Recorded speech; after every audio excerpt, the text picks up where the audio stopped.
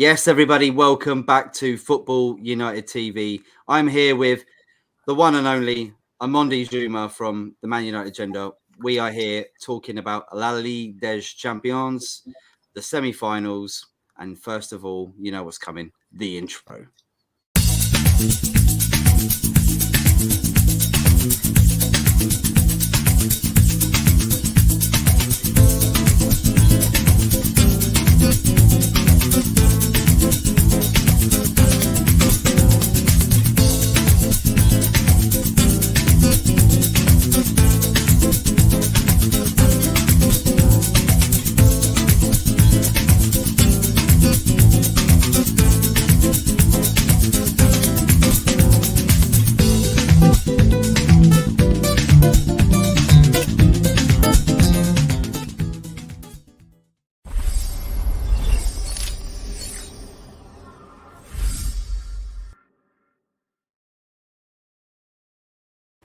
Yes, everybody, happy Thursday. Welcome back to La Ligue des Champions.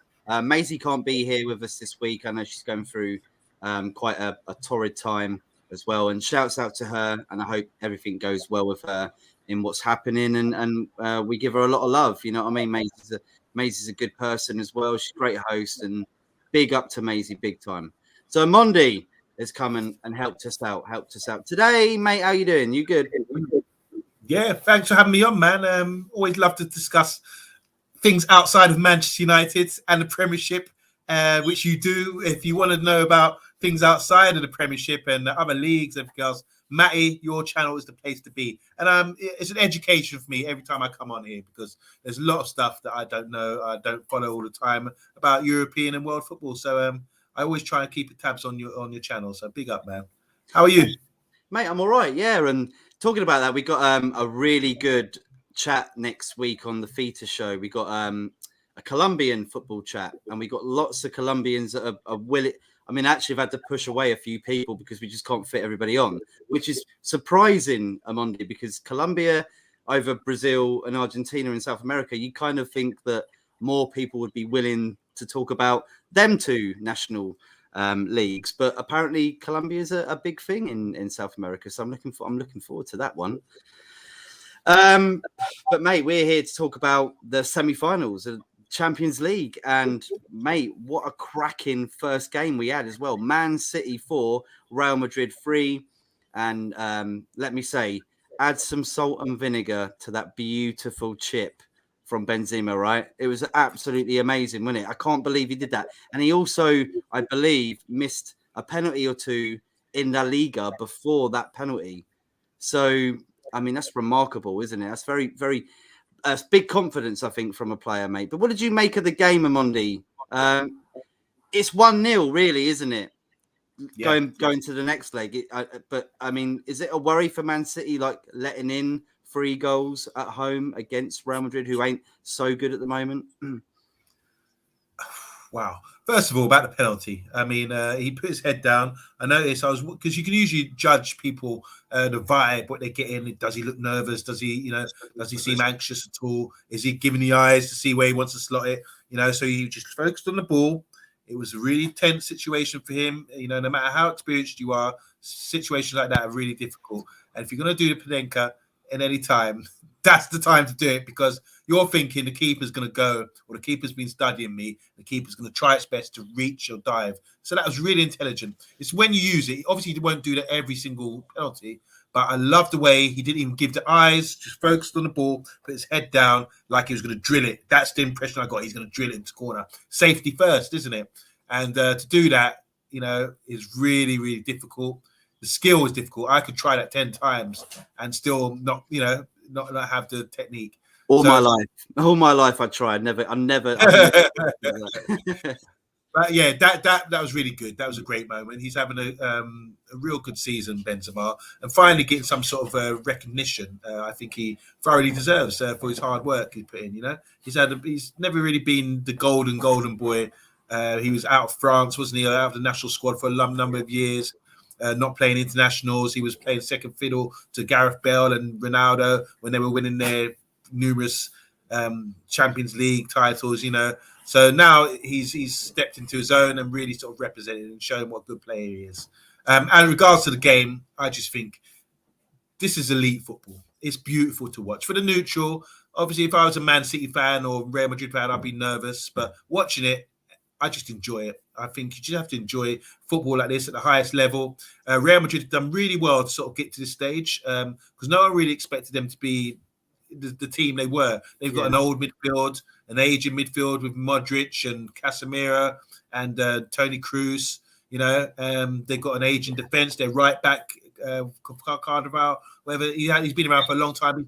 He wouldn't say he's elite, that kind of thing. They've sold Sergio Ramos and two duds, Sergio Ramos and Varane, who were the mainstay for a long period of time. And they've got the Brazilian guy in there now who's done really well for them. And maybe he, you know, it's the next step for them. So they're trying to, you see, they're trying to rebuild. And obviously, what's his name? Vincent Jr. on the left. Oh, incredible. With Rodrigo to come in. And on the right, I think they mix it up. They've got a good balance there. So they've got a good side. But they've done really well because City were all over them. This was a really top class game. Great football to watch. The movement, City suffocate teams in a way. But when you hit them, you have to hit them with some punch. And I think that's what happened. City were cruising and they sort of maybe took their foot off the gas and underestimated them a little bit. That goal by Vincent Jr., whatever his name is, from the halfway line, the dummy, and drove and just direct. And you love to see moments like that compared to the tick sort of football goals. Bernardo Silva scored a beauty as well. It's just so much you can talk about in the game. We'd need like 2 hours show to actually go into that into detail. But overall, I would say it's a celebration of football. It was, Do you agree? What are your thoughts about the game? Mate, well, yeah, you're talking about Vinicius as well, and it reminded me kind of like the Bale goal when he scored in the Copa del Rey against Barcelona. You know how he ran up there and you thought he's not going to get there. He's not going to make it. Yes, he is. Oh, he's there. He's scored. It just reminded me a little bit like that. And he nutmegged Fernandinho without even touching the ball.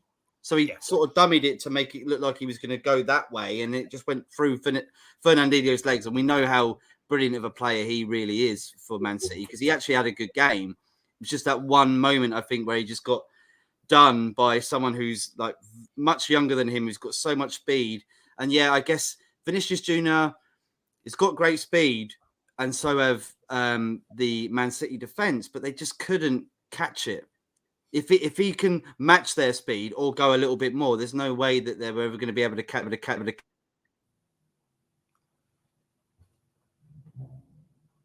Would you agree with that? Yeah, I totally agree. I think that's what I'm saying. I really like drive. Some things are really important. Like it's just so many different factors of the game. Man City, they play great passing football. There was a quote from I don't know who, one of the ex-footballers saying this is probably the best team he's seen. Oh, Gabriel Bonglahor. He said this is probably the best team I've seen since Barcelona's 2008 team. You know, which is also run by Pep. Just having control and the way they're well drilled and they know exactly what they're doing. So they can control games like that. But like you say, it's just to hit them, you have to hit them where it hurts. And I think Fernandinho done the right thing. He was right up his backside. It's just unfortunate, a great piece of skill like that. And obviously, forwards are always going to be a bit quicker than defenders, unless you're Kyle Walker or Des Walker. And he just kept driving. And that was a beautiful goal. There was a good variety of goals. And that was just directness. I'm going all the way.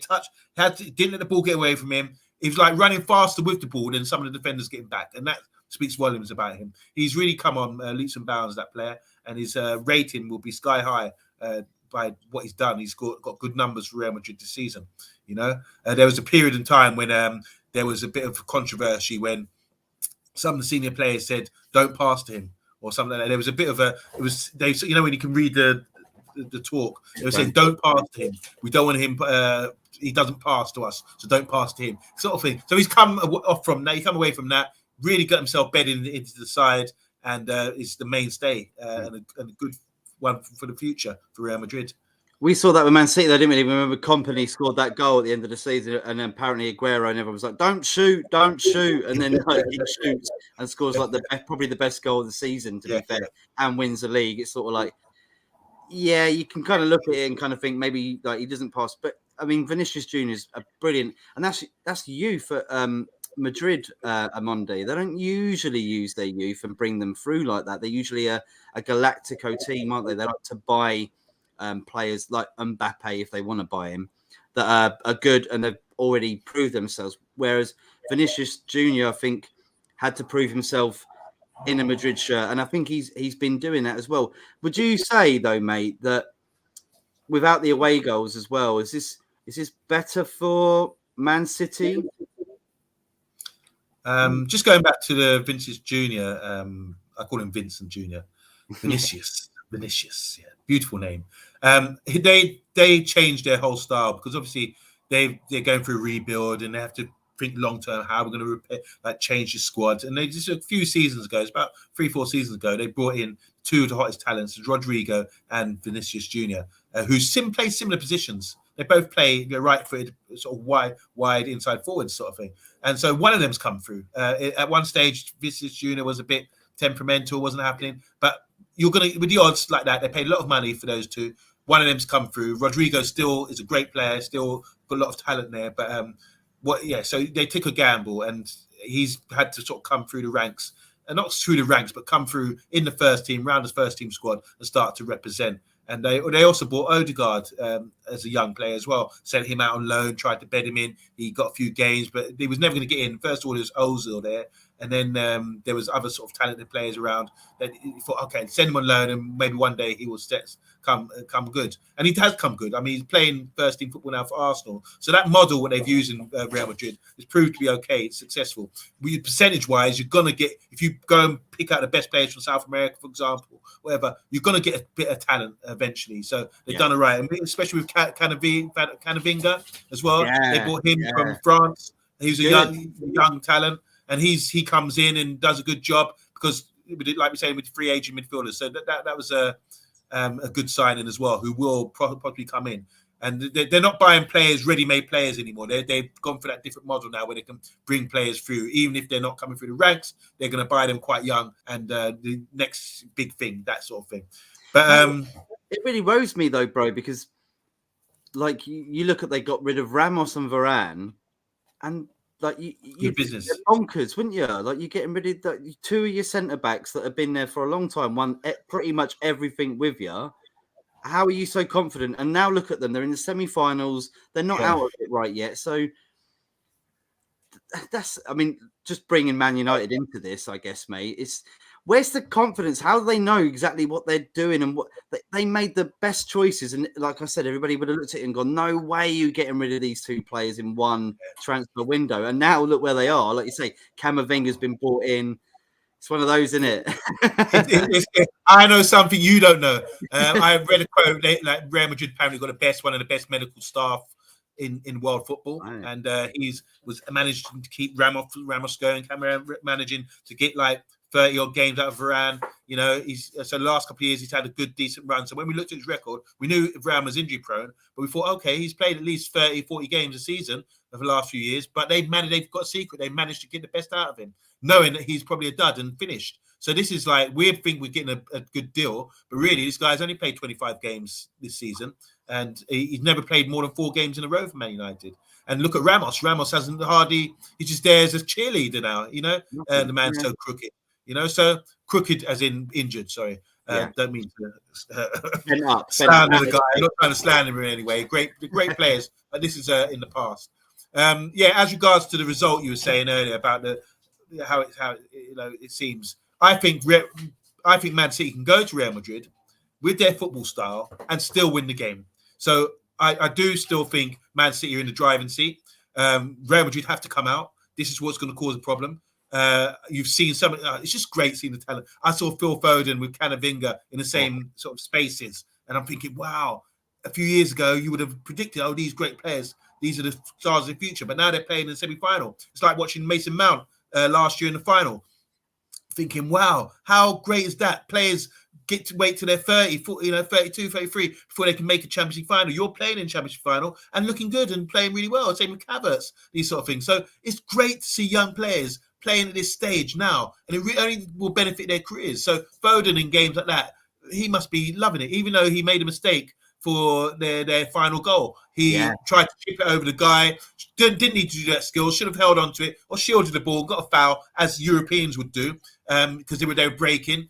And he gave away the foul in the end, and they scored from the free kick. So I was thinking, my God, Pep's going to rip you for that. But no one called it out. But I just think that was a big mistake by Foden. So all these things you have to learn, all these great things. You might be controlling the game and everything else, but one little free kick, one little mistake like that, and look what happens. They're going in, and it's a tighter game than it should have been. So it's all to play for, but I do think Man City will control the game, even at Real Madrid, and then the whistles will come out and just play them off the park. And then they know they're in a cruise control now. They don't need to push it that much, knowing Real Madrid have to really try it on them. So it advantage Manchester City, in my opinion. Yeah, I mean, I don't think they've beaten Real Madrid in cup competition. I don't think in my history, anyway, from what I know. So this could be a first for them. I know they went out, was it maybe last season and maybe the season before to Real Madrid? I think it might have been last season. Possibly not last Champions League, the year before. So yeah, they have a tough time, I think, with Real Madrid. But what do you predict though then for the result then next game, mate? I think that this is high level football. We have to confirm that. I think when you know now what to do, you're going to Real Madrid, and all you need is a draw or a win, and you don't play for a draw. I think we know that in the Champions League final last year, Pep seriously went out to play for the win. He made a couple of changes, which people criticize him for now, but they were positive changes, in my opinion. People say, "Oh, he messed up. He's tinkering the squad," but to me, it's a positive thing. He's more experienced than any of us. He would know better. He knows what he wanted to achieve from it, and it would have been something positive. It wasn't a negative thing. So going to a game like this, he knows the draw. He's not into it. He knows his team can control the game, and I think. That's when you got that mindset. You say, right, it's down to Ancelotti now to sort of do something different. You can get suffocated. You're going to be at home. There's going to be whistles when you haven't got the ball for 20 minutes spell, that kind of thing. You've got to take your chances. It's all to play for. But I do think Man City are in the driving seat 100% based on the result that they had here. And people might say, oh, but it used to be away goals, whatever. They're only 1-0 up, whatever. It doesn't matter, in my opinion. I think Pep is so experienced now, and he knows that with his team now, it's just a case of go out there and just beat them again. Man for man, they're a better side overall, a better team. And overall, the better team will always win. You might have individuals, but I think they're older now. Modric got dragged after 80 minutes to bring on the guy who was on loan at Arsenal for extra legs. You see what I'm saying? So I think it's a case now where Real Madrid have to cause a miracle. And they've done so well this season with some really good results in the Champions League. I think they're running out of steam now. So I have to say Man City will go through. What do you think, Matty? Yeah, I think Man City, like you said, definitely in the driving seat, but I know Real Madrid as well. I mean, look, to be fair, Man City are probably much better in the Champions League away from home. Like you saw what they did to Sporting Lisbon. I think it was 5-0 in Portugal, and then it was a 0-0 at City's ground. So it shows that they definitely can go out and pump a team if they really have to.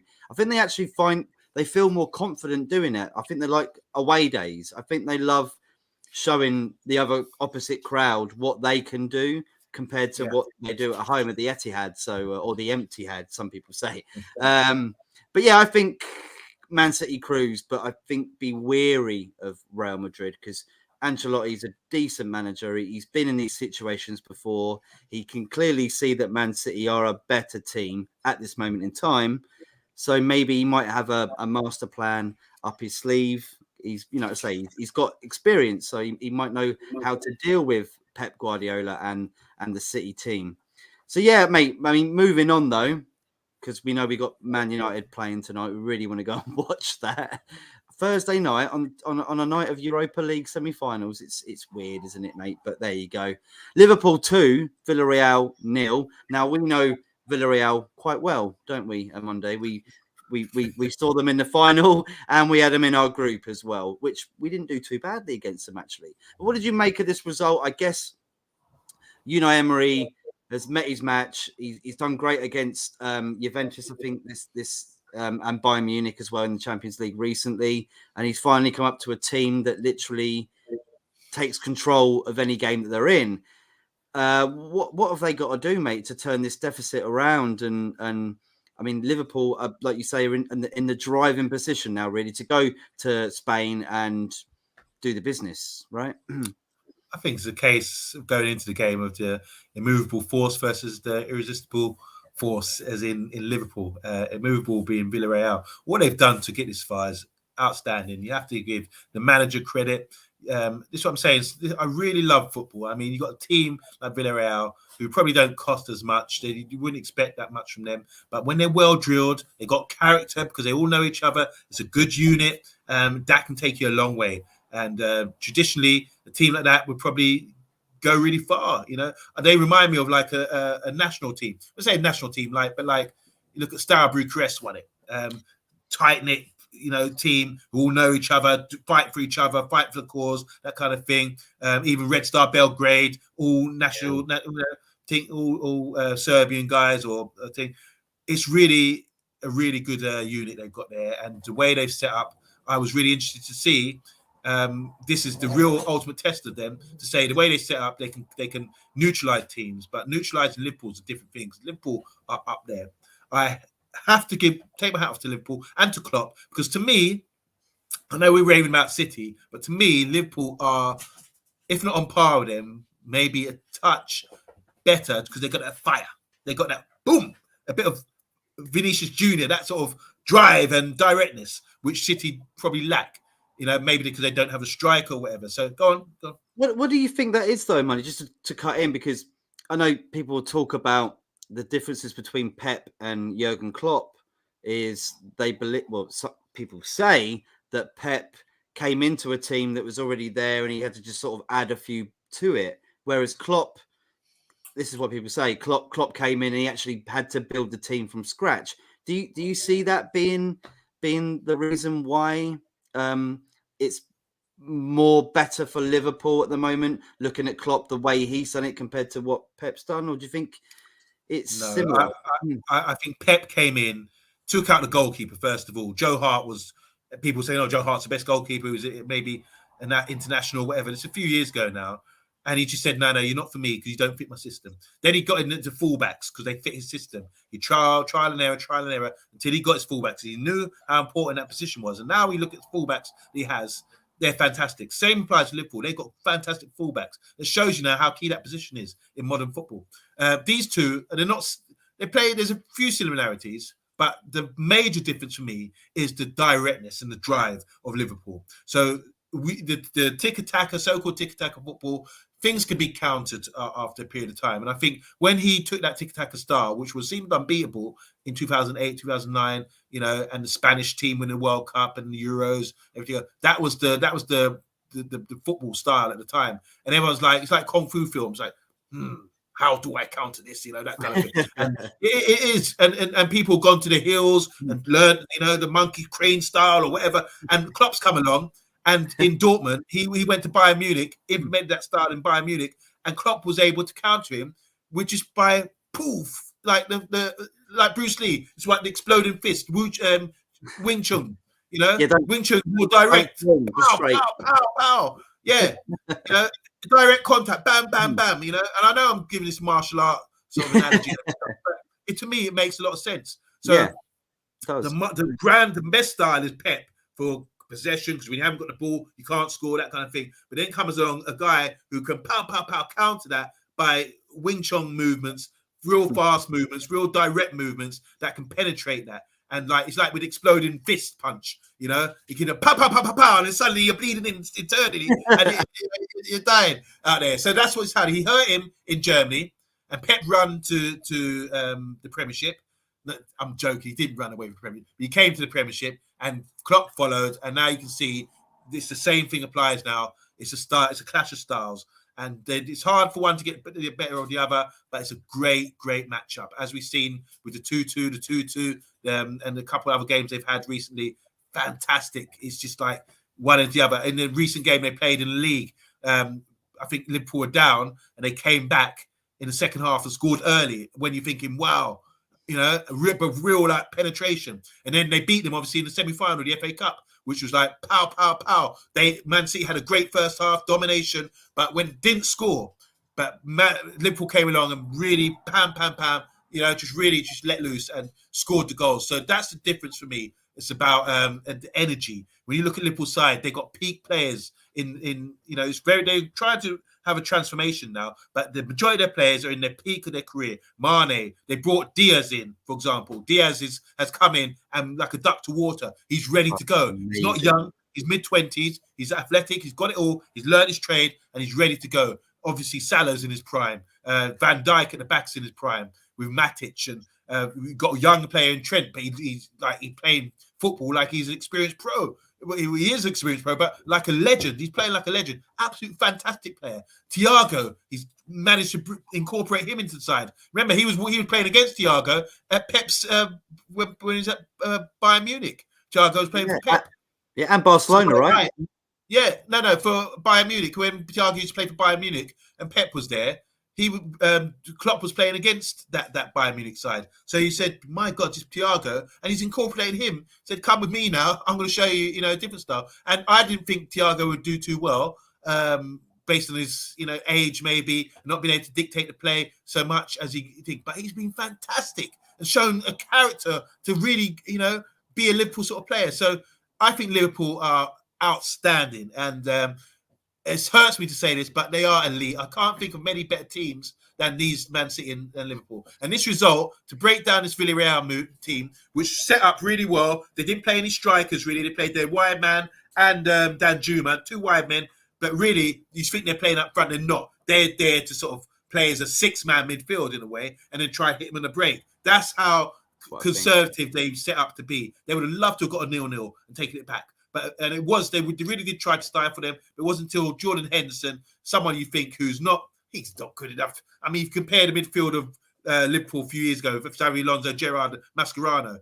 Henderson wouldn't get into that, you'd think. But Hendo's proved to be a character player, a real leader. Oh, didn't he? He had that drive to help them get the first goal, even if it's deflected. But that's what you want to see. That's why fans love him. That's why footballers love him, because it's another attribute, character, things you can't see. That's what takes you over the line. So everything you want from a football game is coming in the final, hopefully, between Man City and Liverpool. We've seen it 3 times already. This will be the main event, the main event. And Villareal, you have to give them credit. The way they set up is awesome.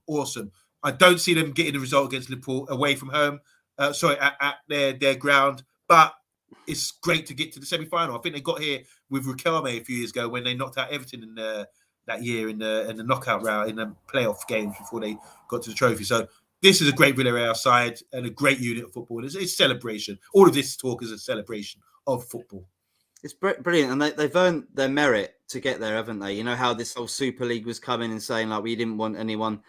Villareal have deserved to be where they are, and I know Arsenal fans are probably looking at it, aren't they, a little bit, going, Emery, we got rid of him, he wasn't any good. He's gone to a team like Villareal, which is a very small town in Spain, so tremendous from them.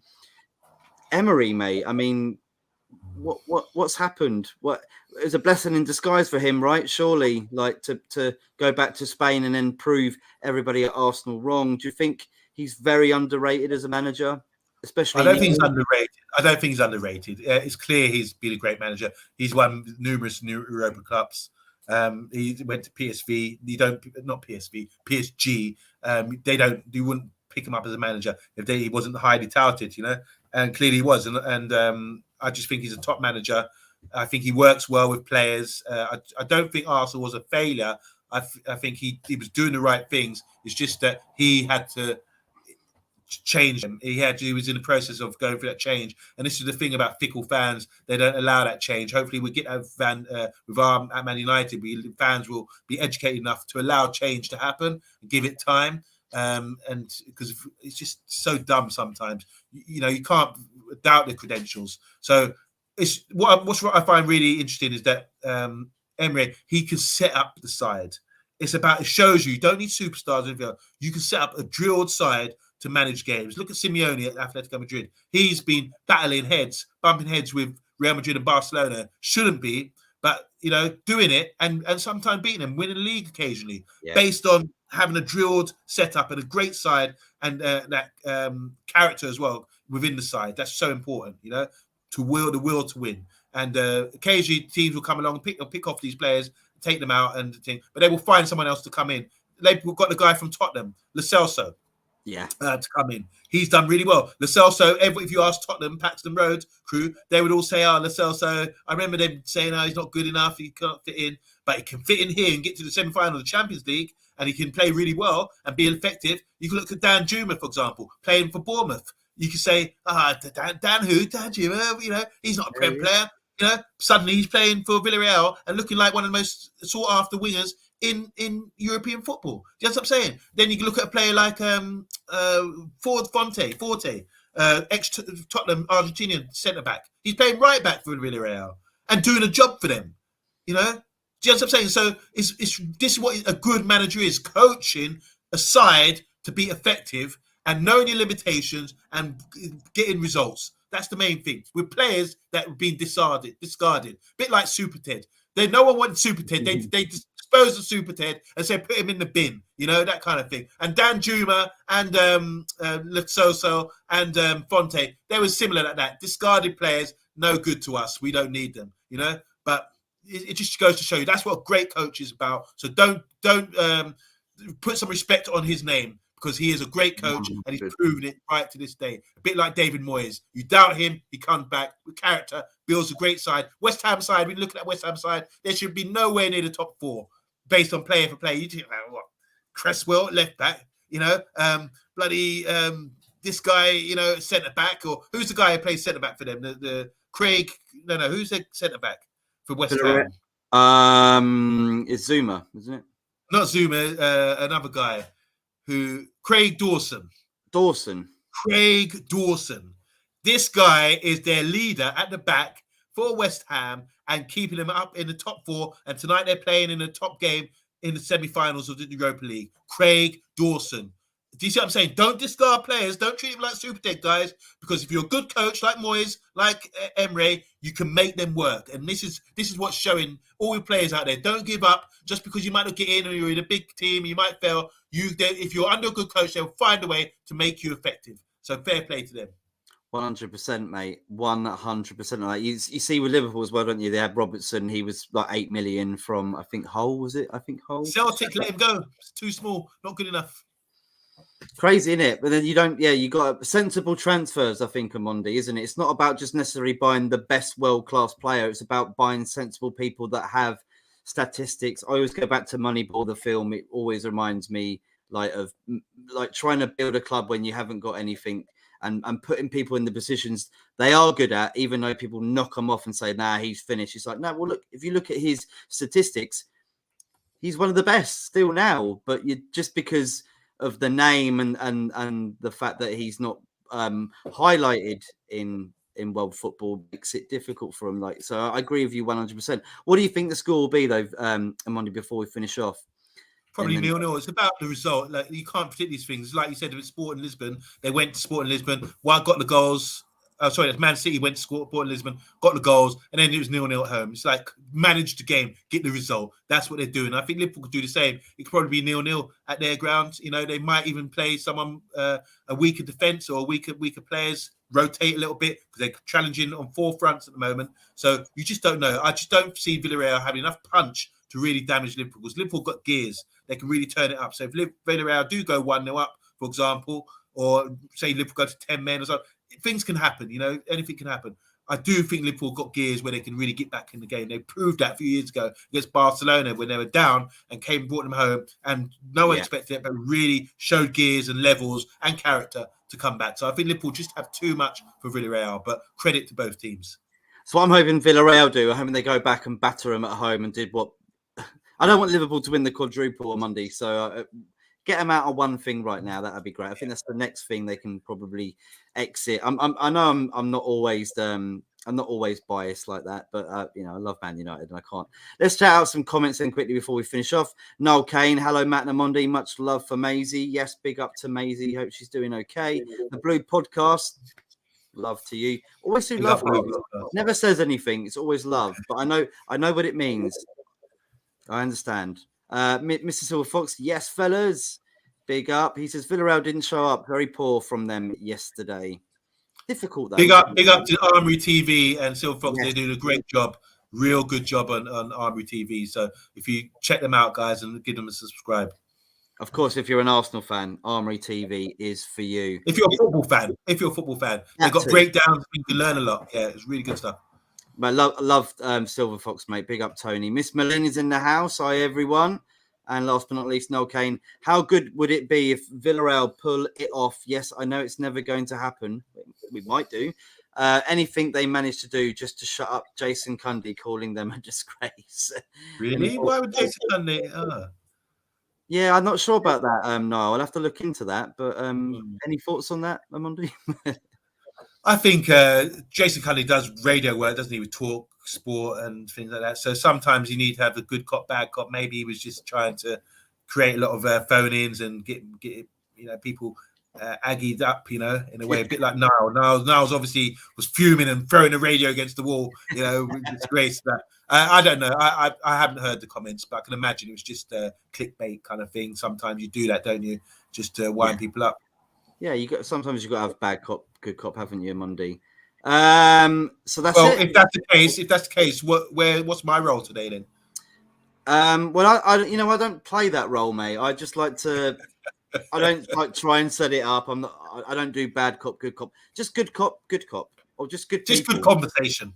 Yeah, because it could turn out to be good cop, bad cop, but I like to see whether it does or not. I don't like to push it. Do you know what I mean? Like, say, you got to say this before you come on, and I've got to say this. This is going to make it get viewed. I just like to freestyle it, and if it does turn out to be like that, brilliant for people that are watching. But it's true. But to be honest, I think I always tend to agree with you. But not say agree, but we have a conversation. If we don't agree on something, we talk about it. And it's not like saying I'm right, you're wrong. But this is the great thing about having these sort of platforms to discuss football like this. I've heard. I mean, you look at Melina in the comments. I mean, she came on our show the other day and she was just delivering a great argument. I was just like, oh my god, yeah, it's good points, good point. And you have to agree, because football is like it's in the eye of the beholder. A beautiful game. So many different tactics, so many different setups, and so many different voices. And everyone in this sort of community, we all have a good say about how the game should be played and what we enjoy. So it's like saying, what's the best color in the world? You can't say what the best color is. You can have your favorite color, but there is no proving somebody else's color is. Say I like green and you like red. Like there's no truth on like whether red's better than green. Like you just have to come to agreement. Like I understand why you like the color green, and I understand why I like the color red, and we come to a conclusion that we just like that, and that's it. It's nothing else really to debate, really. I mean, but look, you say it was Diego Maradona and Pele that raged on. Now we've got the Ronaldo and Messi debate. Now we've got Liverpool and Pep, Klopp versus Pep. All these sort of debates go on. You got Trent against James. I mean, you could sit and have a whole show just on those two, say who's the better player. It's what you like, isn't it? There's so many different factors there. Each to their own, isn't it, Amondi? Amondi, thank you so much for joining us, mate. We're going to enjoy, hopefully, watching the game later on. It's going to be very difficult. Man United versus Chelsea at 8. Is it 2:45 or 8? I think it's 7:45 kickoff. Yeah, I think so. Well, we better get going. You check out the watch along on Man United Agenda. Oh, yes, please go check out the Man United Agenda. They are doing a watch along right now. If you can go click over there, please do that. Subscribe, share, and like to him as well. Amondi. And finally, after the game, about 10:05, I will be doing a post-match review of the Chelsea Man United game, and hopefully you guys can tune in as well. Well, I was going to say, mate, where can we find you? So please let everybody know where they need to go at the end of the game. You can find me on the WhatsApp for Matt. And Matt, you can find me there anytime you want to chat or you need to talk football or you want me on the show, anything else. Or likewise, you come on the Man United Agenda. That's what we do. Because Matt is my friend. First things first, Matt, you are my friend and I love you, buddy. Top guy. Trust me, guys, Matt is the man. You might look at me and say, he's the man. No, not me. Matt is the man. Yeah, trust me on that. And you can find me in the Man United Agenda. I love football. I love all sports. I love it's competition. It's great. And football's the best game in the world. No doubt about it. It can't be touched at the moment, They talk about NBA. They talk about, look at what they call it, the Super Bowl, American football. I mean, they say, oh, it's great, Super Bowl. But but they're not world champions, are they? They're only within one country. You know what I'm saying? It's not a great game. It's stop, start, stop, start. Football is just fantastic. Football's been going for years, and we love talking about it. So make sure you tune in to this channel because, like I say, it's international. Not like the NFL, where it's just confined to one country. Matt discusses football. Like he's got a Colombian show coming up. Matt discusses football all over the world, and that's what I love about his channel. He's diverse, you know, and keep it going. So Football United TV, #1. Brilliant, mate. I was going to say boxing may be the next best sport because I know you do your boxing channel as well. So I wanted to throw that one in there. You think that's up with there with football, boxing? Boxing is an individual sport, so there's a lot of different mindsets around boxing, and then you can also have debates about who's the best, who's great. At the moment, they talk about Tyson Fury. He's one of the greatest heavyweights of all time, and that's caused a lot of emotion and things. Someone could say, someone back from Joe Lewis or whatever has done more, but it's great discussion. It's great to talk about it. So boxing is a great sport too. I love it. It's the two head to head. You don't have teammates. Once you're in that ring, it's just down to you. You know, that's what it's all about. But mano. Thank you everybody for tuning in. Then go check out Man United Agenda right now for the live watch along. We're going to go and watch it too. Enjoy the Europa League as well. I know West Ham, Rangers are playing, RB Leipzig, and Eintracht Frankfurt. So good night of football, everybody, and the weekend as well. Until next time, next week I'll be in Malaga for the Ligue des Champions with Maisie. I'll be there with her in Malaga. She'll be here. I'll be there. So tune in for that next Wednesday at 10 o'clock p.m. Until then, take care, everybody. Ta-ra. Bye-bye.